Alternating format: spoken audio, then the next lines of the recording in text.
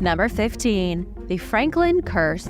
In the remote Canadian Arctic, in a small Inuit community near the North Pole, there have been a series of mysterious deaths, and the locals are blaming the recent incidents on a curse. They're calling it the Franklin Curse, named after the disaster of the Franklin Expedition in 1845. 170 years ago, Sir John Franklin led an expedition into the frigid Canadian North in hopes of finding the Northwest Passage, but the voyage was doomed from the beginning. The two ships involved, the HMS Erebus and HMS Terror, became stuck in ice in the Victoria Strait near King William Island. There were 129 men on board the two vessels, but none of them made it out alive, and that includes their captain. The Franklin expedition set off with enough food for 3 years. In theory, they had enough meat and canned food to survive in case they got stuck in the ice. In the beginning, everyone was in high spirits. The ships were specifically designed for Arctic exploration, with reinforced hulls and advanced technology for their time. But the expedition encountered unusually harsh weather and sea ice that they couldn't escape. The ships were trapped, and despite efforts to free them, they were stuck for months. The exact details of their fate remained a mystery for decades. Later, search parties found evidence of their demise, including graves and written records indicating they suffered from harsh conditions, starvation, and exposure to the harsh, icy environment. As time went on, the crew members became desperate. The men realized they were in danger of never getting out of the ice, and that led to desperation, fear, and cannibalism. The wreckage of the Erebus was discovered buried in ice by Canadian researchers in 2014. Then, 2 years later, the team discovered the remains of the Terror. Even with the ships found, nobody can say exactly how long the crew held out with their meager food supply, and it's not clear what kind of horrors they endured before ultimately dying. 6 years after they were lost, fur trader John Ray reported to the Hudson's Bay Company that the men had starved and eaten one another. In the small community of Joa Haven, there have been 6 sudden deaths in recent days. Weirdly enough, the deaths began shortly after diving expeditions started combing the waters in search of lost artifacts or bodies from the shipwrecks. 2 of the first deaths were Jacob Koenig's brother and nephew. They drowned in a boating accident right after the initial discovery of the ships. The local Inuit community believes the ships should be left alone. They say those who died on the fateful expedition are at rest and shouldn't be disturbed. Parks Canada official Tamara Tarasoff said the local people believe the shipwrecks are cursed, and that disturbing them is what's causing their own people to die without reason. To take things a step further, some of the Inuit are talking about non-human beings who have been witnessed stalking the ice. Superstition has become such a problem that the divers had to reassure the Inuit of their intentions. They had to promise not to disturb any human remains they might find, and to only remove artifacts. Still, though, locals think that removing pieces of the ships will bring doom to their community. What do you think? Should we let the ships lie in peace? Do you believe in a curse? Let me know in the comments below. And now for number 14. But first, it's shoutout time! I want to give a big thank you to Blender Study and RS Don Call for watching and supporting this channel. Be sure to subscribe if you haven't already for more videos about amazing discoveries, war dinosaurs, or haunted shipwrecks. We have it all. Number 14. The Bermuda Triangle. The most cursed part of the ocean is arguably the Bermuda Triangle, the triangular-shaped chunk of ocean between Bermuda, Puerto Rico, and Florida. An estimated 50 ships have vanished inside the triangle, along with 20 aircraft. The first unofficial reports of missing vessels go back to the days of Christopher Columbus, and the earliest documented vanishings were in the 1800s. One of the most mysterious Bermuda Triangle disasters is that of the USS Cyclops. It was one of 4 cargo ships built for the U.S. Navy at the beginning of the 20th century. It was designed specifically for carrying a huge amount of cargo, mostly coal. The ship left from Brazil in February 1918 with an enormous payload. It was on its way to Baltimore, weighed down with 11,000 tons of manganese ore. But less than a month later, the USS Cyclops was officially missing, and all 306 crew members on board the vessel were assumed dead. Nobody knows where the Cyclops went or what happened to it. Some say its cargo was too heavy, so it sank. Others think it was destroyed by the Germans. But a more unusual theory is that the captain of the ship was drunk, so he sank the boat. In 1881, the Ellen Austin, an American schooner, was on its way from London to New York when it came across a derelict vessel. The ship was floating aimlessly near the Bermuda Triangle. The boat seemed perfectly fine, but there was no crew. So Captain Baker from the Ellen Austin observed the schooner for 2 days, thinking it might be a trap. But when no other ships came and there was no sign of people, he and his crew boarded the vessel. On board the boat, the captain and his crew found an eerie scene. Everything was still on the ship, only the crew was gone. It couldn't have been pirates because they didn't steal anything. It was also unlikely that the crew abandoned ship because there was no damage or sign of a disaster. It was as if the crew disappeared in their sleep. Captain Baker left some of his own crew on the ship to bring it to New York, but a sudden squall separated the ships and they lost contact for days. When Captain Baker finally found the vessel again, he was shocked to see that the few crew members he'd left on board were gone. Just like the original crew, Captain Baker's men had vanished without a trace. The story of the Ellen Austin is one of the most unusual Bermuda Triangle mysteries. It's also the hardest to confirm. There are several different versions of the story, so nobody can say which is correct. The incident also happened over a century ago, with very little documentation to prove that over 300 people disappeared into thin air. Number 13. The Nucleus. The Nucleus has been called the unluckiest ship in the world. During its lifetime, it sank on 3 separate occasions. The last time it sank, it drifted to the bottom of Lake Superior and sat there for 150 years. Researchers just found the wreckage of the Nucleus on the bottom of the lake. It was the Great Lakes Shipwreck Historical Society who identified the wreckage in 2021 under 600 feet of water. The Historical Society says it's one of the oldest shipwrecks in Lake Superior, which is a rather impressive title considering there have been about 550 different shipwrecks recorded in the lake. Lake Superior is one of the largest freshwater lakes on the planet. It holds around 10% of the total freshwater on the surface of Earth, with its shores touching Minnesota, Wisconsin, Ontario, and Michigan. Long before Europeans arrived, Native Americans used canoes to navigate Lake Superior. The Nucleus was used as a cargo ship in the 19th century. It was carrying a large shipment of iron ore on September 14, 1869, when the ship was caught in a storm. The storm ripped the ship apart so effectively that the crew took to their only lifeboat. They survived and were picked up by another ship, but the Nucleus floated to the bottom of the lake. The ship was almost definitely cursed, as 1869 wasn't the first time it sank. It crashed into the USS Detroit in Lake Huron and brought the other ship down 15 years prior. The Nucleus had supposedly been beached, but drifted off the shore and hit the USS Detroit like a driverless car rolling backwards down a steep hill. According to Corey Adkins from the Great Lakes Shipwreck Historical Society, the ship had 9 accidents in 21 years. And that's how it earned the nickname, the Bad Luck Barkentine. Number 12. The Newfie Curse, the SS Atlantic.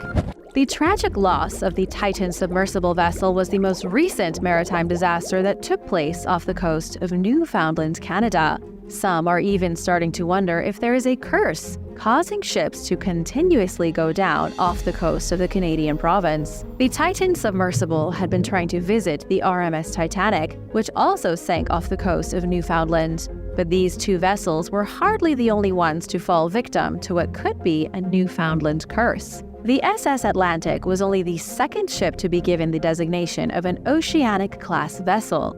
It was a fabulous ocean liner that traveled between England and New York City. But the ship never made it to its destination on its 20th voyage. On April 1, 1873, the ship hit some rocks off the east coast of Canada and sank. It was the deadliest civilian boat disaster up until the SS La Bourgogne in 1898. It was also the greatest disaster for the White Star Line ship company up until they lost the Titanic in 1912. Much like the Titanic, the SS Atlantic was a luxury vessel unlike anything that had ever been built before. And there were 2 classes of accommodation on the ship. It had a saloon and toilets with running water, and there was even hot water heated by a special steam system, something unheard of in a boat. The ship was powered by a condensing steam engine that could produce 600 horsepower, and all that power turned a single propeller, pushing the boat forward at 14.5 knots. When the ship departed Liverpool on March 20th, 1873, there were 952 people on board, 835 passengers, 14 stowaways, and the rest were crew members. On the 11th day of the voyage, Captain James Williams voiced his concern that they were going to run out of coal before reaching New York. He was so worried that he diverted the ship to Halifax, Nova Scotia, with the intention of refueling. This was a grave miscalculation, though. During the 19th century, when steamships were new, it was common for the ship's engineer to purposely underreport how much coal they had. It was a way for them to be cautious and to always have enough coal so the ship wouldn't run out of fuel. In this case, the ship's engineer, who's only identified as Mr. Foxley, reported that there were 129 tons of coal remaining when the number was significantly more. When grilled about the numbers by the captain, Foxley maintained his lie. Even though they had enough coal, the engineer was too stubborn to admit it, and the captain was afraid they'd run out. This resulted in the diversion to Halifax. Then, as they sailed along the Atlantic coast, the ship crashed. It happened at approximately 3:15 a.m. The lookout spotted white foam crashing against huge rocks up ahead. He shouted to warn his fellow shipmates, but it was too late. The Atlantic hit underwater rocks at full speed. In the panic that ensued, 10 lifeboats were lowered. Unfortunately, though, they all got washed away or broke on the rocks. 535 people died as a result, and most of them were women and children. In total, 156 individuals on board were women, and 189 of them were children. Out of those two groups, only a single 12-year-old boy survived. The other 428 survivors were men. Number 11. The Newfie Curse, the SS Lord Strathcona. Here's another case of the curse of Newfoundland. On September 5, 1942, the SS Saganaga was unloading iron ore in what was then known as the Dominion of Newfoundland. It was the height of German U-boat attacks, and nobody in the Atlantic Ocean was safe. German U-boats swarmed Belle Island, making it one of the very few attacks by the Germans in North America. The Germans also tried to capture the capital of Newfoundland, St. John's, as part of the little-known Battle of the St. Lawrence. At 11:46 a.m., an explosion blew apart the SS Saganaga. 2 sailors were thrown into the air as the deck ripped apart. Then another explosion occurred. A second torpedo struck the ship and nearly cut the thing in half, and the boat was underwater in about 30 seconds. The crew hadn't been warned, and most of them died by drowning in the harbor. So, within a matter of minutes, 29 sailors lost their lives. At the same time this was happening, the SS Lord Strathcona was just a few yards away. The vessel's third officer then ordered the lifeboats to be lowered and the entire crew to abandon ship. The crew of the Lord Strathcona went about pulling survivors and bodies from the floating wreckage of the Saganaga. Then, at 12:17 p.m., a torpedo passed underneath the lifeboats and struck the Lord Strathcona, causing it to explode. In about 90 seconds, the whole ship was underwater. The saving grace was that because the crew had all gotten into the lifeboats to look for survivors, they all survived the attack. This was just another example of how many ships have been wrecked off the coast of Newfoundland over the years. Do you think the Canadian island is cursed? Or is all the death and devastation just a terrible coincidence? Let me know what you think in the comments below. And if you're new here, be sure to subscribe. Now, on to number 10. Number 10. The Griffin. The Griffin was built by French explorer René Robert Cavelier, Sieur de la Salle, over 340 years ago. But on its maiden voyage, the Griffin mysteriously disappeared. Ever since, it's been a favorite mystery for maritime enthusiasts. The French explorer had been hoping to find a route from North America to China and Japan. But before he could do that, his boat vanished on its way to deliver a large deposit of furs, and afterward there were rumors that the ship had been cursed by an Iroquois prophet. The Griffin is so old that shipwreck hunters call it the first lost ship on the Great Lakes. It was completed in 1679 and was launched to the Niagara River. It was armed with 7 cannons and weighed about 45 tons, so it was likely the biggest sailing vessel anywhere in the Great Lakes upon its construction. The French explorer La Salle sailed with Father Louis Hennepin on August 7, 1679, along with their crew of 32 men. It was a major voyage because they were sailing in waters that had only ever been traversed in Native American canoes. They briefly stopped on an island somewhere in northern Lake Michigan where they traded with local tribes for animal pelts. Then, on September 18th, they left the island with plans to return to Niagara, but they never made it to their destination. After over 3 centuries, the Great Lakes Exploration Group claimed they found the shipwreck of the Griffin. Using aerial images and satellite technology, they identified a potential site for the wreckage in 2018. Then they went to excavate, supposedly identifying the ship, but it became a huge controversy. The Michigan Department of Natural Resources dismissed the group's claim, saying the shipwreck they found isn't even French. So the official story right now is that the Griffin is still missing. But what happened to the cursed boat on its maiden voyage? Unfortunately, nobody knows, and there are only theories. Some think it was lost in a storm, but others believe Native Americans boarded the ship and killed the crew. Then afterward, they stole the furs and set the boat on fire. It's also possible that there could have been a mutiny, with the crew stealing the furs for themselves and running away. Another legend is that Iroquois prophet Metiomek cursed the ship. He told La Salle that it would sink when it entered deep waters. And for years, there were rumors that the ship could be seen on dark nights floating across the lake. The crew of the ghost ship could also be heard chanting as the sails billowed beneath the moonlight. Number 9. The Salem Express. The Salem Express is said to be the most haunted shipwreck in the world. It's also one of the most controversial wreckage sites in the Red Sea. Some say that because of how many people died when it sank, it should be treated as an underwater graveyard, but instead, it's a popular spot for recreational divers. The Salem Express was built in La Seine in 1864 as a ferry.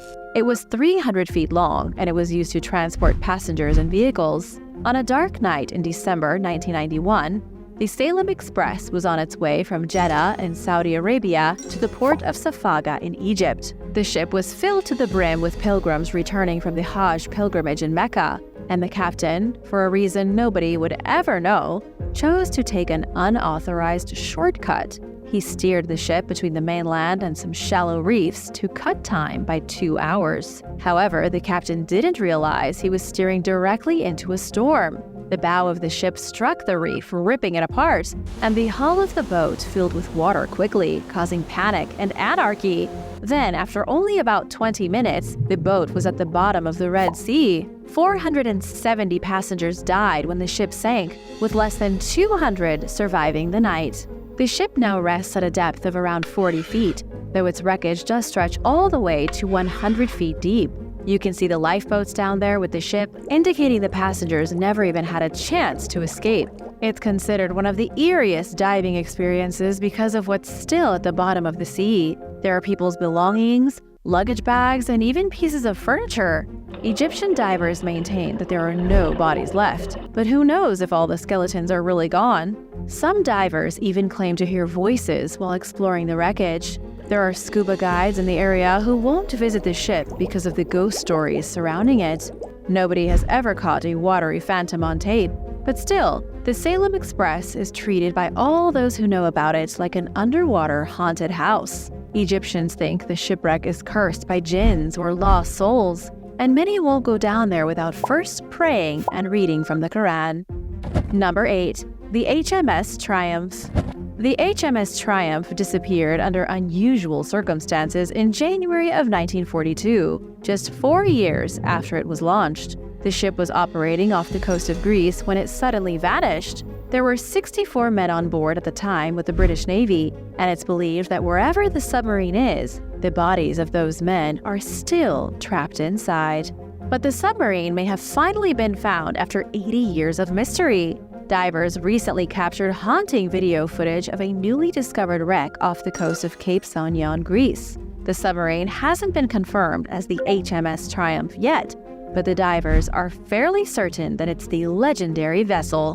The man behind the discovery is veteran diver Kostas Thoktaridis. He learned the tragic story of the Triumph in 1998 and has been trying to find it ever since. He's funded most of his missions himself, using things like sonar and remotely operated vehicles to look in the deep water around the Cape. Kostas and his team already discovered 4 different submarines in Greek waters, such as the HMS Perseus. And after years of searching, Kostas finally came across what he believes is the Triumph. But until it's verified as real, all it is now is a rusting submarine covered in barnacles and marine organisms. The lowered scopes and closed manholes suggest the submarine was deep in the water before it was wrecked. The Triumph enjoyed a fairly successful career during the start of World War II, sinking multiple enemy ships in the Mediterranean. And in December 1941, the submarine was given the task of bringing a party of British secret agents to the Greek island of Antiparos. The submarine was supposed to pick them up in January 1942,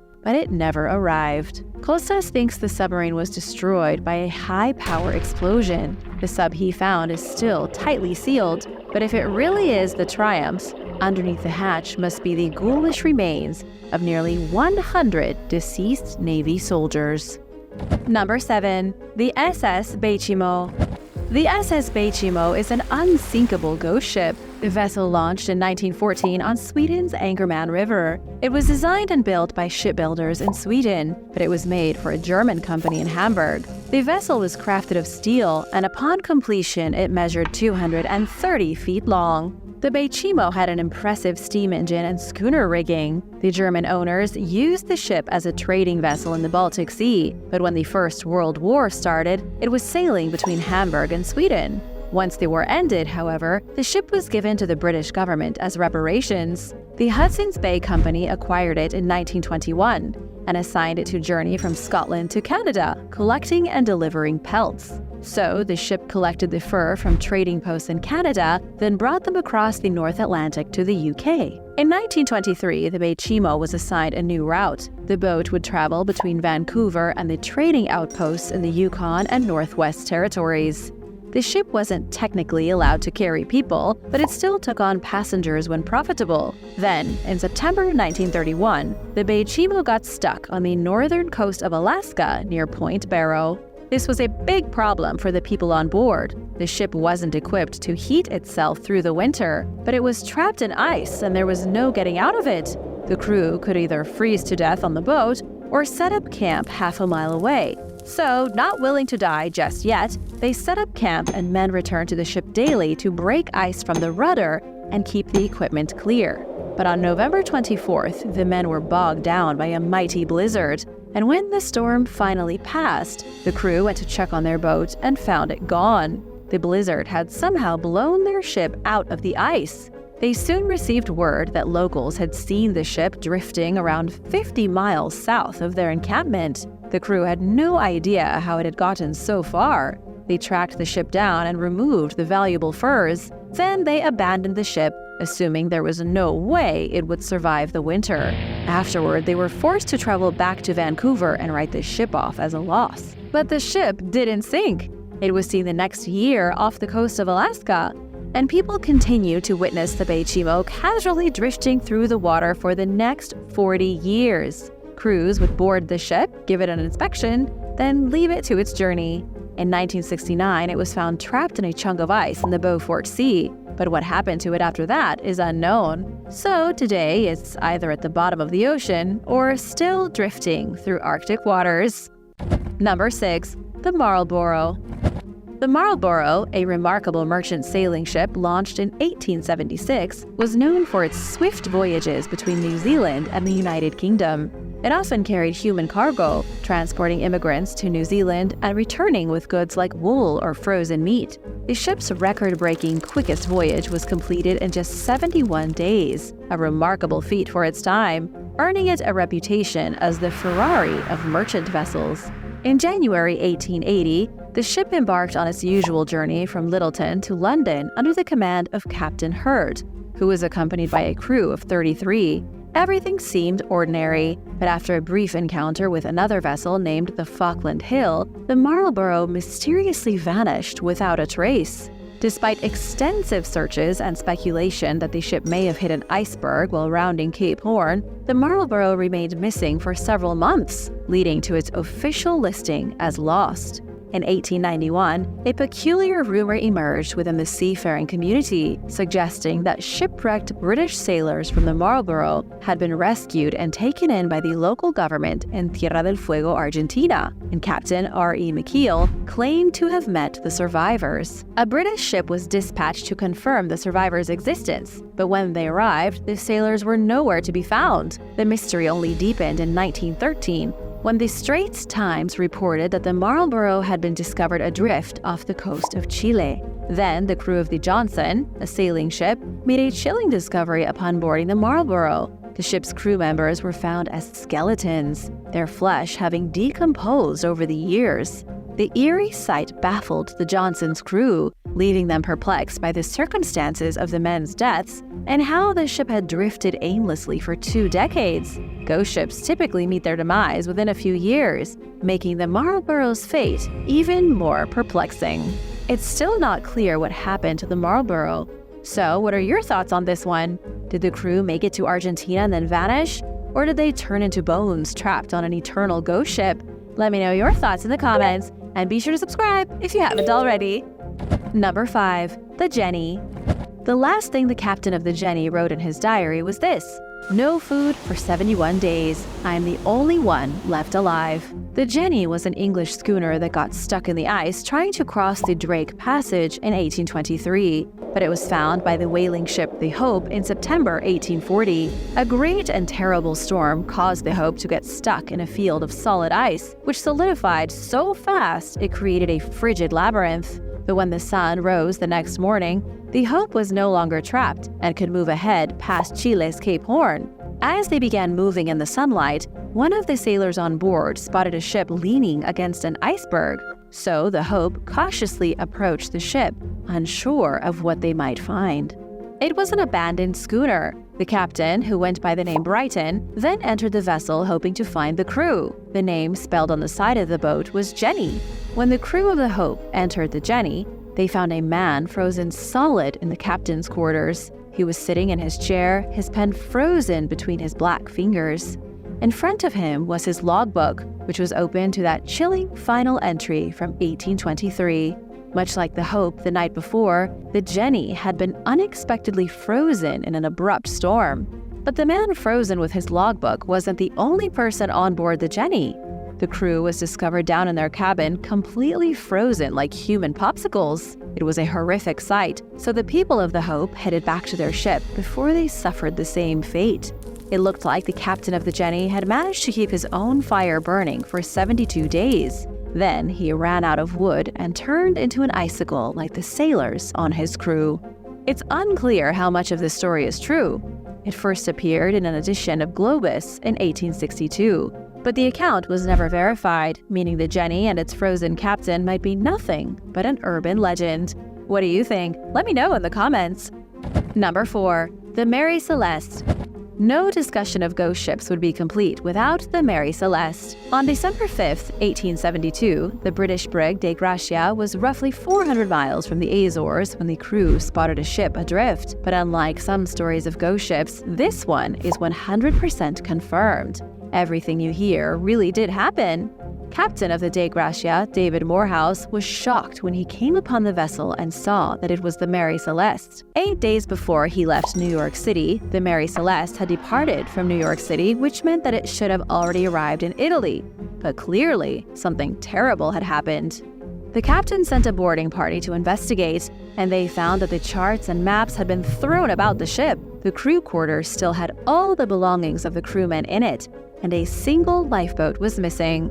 There was also about 3 feet of water inside the ship. The crew members themselves were gone, but their cargo wasn't. There were still 1,700 barrels of industrial alcohol in the ship's hold, but the most mysterious thing of all was that the ship still had 6 months' worth of food on board. There didn't appear to be any reason why the entire crew would pile into a lifeboat and abandon everything they owned. All these years later, there's still no logical reason why the crew abandoned the Mary Celeste. There are no hard facts to give any insight, so all anyone has are theories. Some think pirates might have been to blame, yet that makes little sense because everything was still on board. Another explanation is that the ship was attacked by sea monsters. Anne McGregor, a documentarian who recently completed an investigation of the ship, believes it was the captain's fault. She thinks the captain ordered the ship to be abandoned, believing it would sink in bad weather. But of course, that's still just a theory. Number 3. The Halifax Explosion. On December 6, 1917, a ship accident was responsible for the biggest explosion in human history up until that point. The steamship Mont Blanc entered the Halifax harbor narrows with war material bound for France. And at the same time, the Norwegian ship Imo was leaving for New York to pick up some supplies to take to Belgium. But when the two ships crossed paths, they collided. The main cargo of the Mont Blanc was explosives. So when the two ships collided, barrels of petrochemicals triggered the explosives, causing the whole thing to go up in flames. It was like setting off a nuclear warhead in a busy modern port. And to put this into perspective, the explosion was equal to a 3-kiloton bomb. This was the legendary Halifax Explosion. Between the blast, the shrapnel, and the vaporized fuel, 1,700 people were killed. Another 9,000 individuals were injured, and countless more were made homeless from the devastation. The explosion had a destructive range of around 4 miles. Hot chemical residue fell from the sky like rain. People were being rained on by oily, toxic chemicals miles away from the blast site. Rail links were destroyed, and telephone lines were mangled as a result. Communications between North America and Europe were temporarily disrupted. This was by far the defining moment in Halifax's modern history, as the event changed the city forever. In the aftermath, the explosion produced unlimited folklore. There are stories of babies that survived being thrown through the air by the blast by landing in trees, but the most famous is that of the face in the window. St. Paul's Church, a beautiful historic building founded in 1749, was just a few miles from where the explosion happened. The blast traveled from the ships at around 3,300 feet per second. It was the biggest human-caused explosion up until the atomic bomb. People felt the force of it all the way in Prince Edward Island. The explosion caused the windows of St. Paul's Church to shatter. Legend has it that a deacon was standing parallel to one of the windows when the blast occurred, and the heat that blew out the glass etched his silhouette in the frame for the rest of time. But another version of the story says it was a sailor's head that flew through the glass window. Whatever happened, the face in the window is a real thing. The glass was fixed, but the profile of a man's face has never been removed. It's been washed countless times, but the ghostly profile just won't come off. Number 2. The Dutchman's Curse. The Flying Dutchman is a mysterious ghost ship that was witnessed repeatedly throughout the 19th and 20th centuries. Sailors would witness the ship from a distance, hovering above the water like a giant wooden ghost. Some said it glowed with a spectral hue, and those who witnessed the Flying Dutchman believed it was a harbinger of danger, heralding some great disaster. The earliest accounts of the ship go back to the 18th century, though it really grew as a myth during the 20th century. The Flying Dutchman likely never existed at all, but the legend may have been based on a real person. Historians believe the model for the ghost stories was a 17th century captain named Bernard Folk. Captain Folk was so quick on his journeys from the Netherlands to Java that other sailors thought he'd made a pact with the devil. He was such a successful sea captain that a statue of him was erected on the island of Cupertí, but the English didn't like it, so in 1808 they destroyed it. The most popular legend is that the Flying Dutchman was supposedly a ship that was cursed to never reach a port. This doomed the ship and its crew to sail the 7 seas eternally. It never really does anything, just kind of cruises around, but people claim to see it from time to time, moving swiftly through fog and sea spray. Scientists have suggested the ship could be an optical illusion experienced at sea. This is something called an air mirage, in which a ship is reflected off the water and appears to be flying. This would mean that nobody is seeing a phantom ship, only the distorted reflection of their own ship. It makes sense scientifically, but really ruins the legend of the Dutchman. Number 1. The Kaliuche. Chilean mythology tells the tale of a mysterious ghost ship known as the Kaliuche, also called the Enchanted Ship or the Warlock Ship. This magical vessel can only be spotted on foggy days from a distance. The Kaliuche is described as a ship of music and lights, captivating those who witness it with its flashing lights and enchanting music. Some seafarers even claim to have partied aboard the ship. While the existence of the Kaliuche is highly unlikely, it remains one of Chile's most prominent maritime legends. The sailors on board are said to have a unique characteristic: a third leg attached to their spines, resembling three-legged stools. The ship is said to sail at astonishing speeds, comparable to a sparkling Christmas tree in the night. According to the legend, if a sailor is captured by the Kaliuche, they may become enslaved and forced to remain on its decks forever. The origin of this legend is shrouded in mystery. Some experts speculate it might be influenced by the European tale of the Flying Dutchman, but others associate it with the disappearance of a ship called the Kaliuche, a Dutch vessel that was lost during the Age of Discovery. Numerous versions of this story exist. Some suggest that the ship retrieves the bodies of drowned sailors, adding them to its eternal crew. Another version claims the warlock ship lures fishermen in with its beautiful music, only to enslave them as cursed crew members for eternity. A peculiar rendition of the legend proposes that the ship serves as transportation for sorcerers, which explains its magical appearance and incredible speed. Allegedly, it embarks on voyages every 3 months to transport sorcerers between different parts of the world. Thanks for watching! Do you believe in the Dutchman's curse? Let me know in the comments below. If you enjoyed this video, be sure to give it a thumbs up and subscribe to the channel. See you in the next one. Bye!